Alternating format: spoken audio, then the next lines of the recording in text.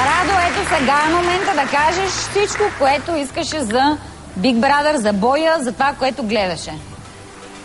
Радо също искаш да каже това, да се обърне към Пено, че иска да го изчука. Ми го каза на Мирия, го е срам да му го каже. Радо, признай си, може да ти върже момчето и да направи една свирка по него. Да, бе, верно, казахте го в... Не в ефир, моля ви се, само не в ефир. Правете каквото искате помежду си, но не тук. Казахте го на майтап обаче, бе. Казахте го на майтап. Да говорим за глупости. Точно така. На майтап му го казах само. Не, наистина. В момента коментираме нещата в къща за момента, а не кой какво искал да прави и какво било. Пари справа си, подкрепям. Радо, кажи сега за къщата. Това, което гледаш, интересно ли ти е? Ами в момента в къщата не ми е интересно, защото са разделени и просто и на тех им е скучно, и на мъжете, и на жените, пък за боя, какво да кажа, тези двамата не ги подкрепям за постъпката им. Това, което направиха, е много лошо от тяхната страна. Зле поставиха се пред цяла България, както и пред семейство. Все пак са дали всичко от себе си. Напълно нормално е Big Brother покани нещата от живота. В живота постоянно има боища между мъже. Много, не само един мъж срещу един мъж. Има масови боища, 5 човека срещу 5 човека. Все пак това си напълно нормално. трябва да се въздържи. Покани нещата от живота.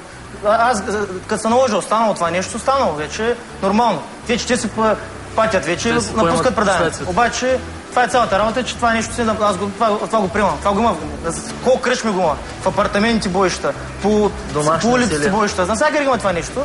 Това е Big Brother. Той показва не всички неща от живота. Ето. Само на тази вечер това нещо, всичкото се стана. Пари сте съгласна ли? Един истински мъж, ако не се е бил 5, 6, 10 пъти, това не е никакъв мъж. Нормално е. Нормално е да биеш, да бият, това е. Това си го имал. Имал го и ще го има цял живот това нещо. Се направи като путка, смисъл много подиграват.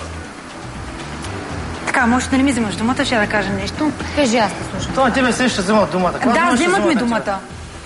Цял живот на тебе се някой те взима думата. Абе, моля се, защо не говори за моят живот, говоря в момента за нещата в къщата, за тази ситуация, която се дава сега.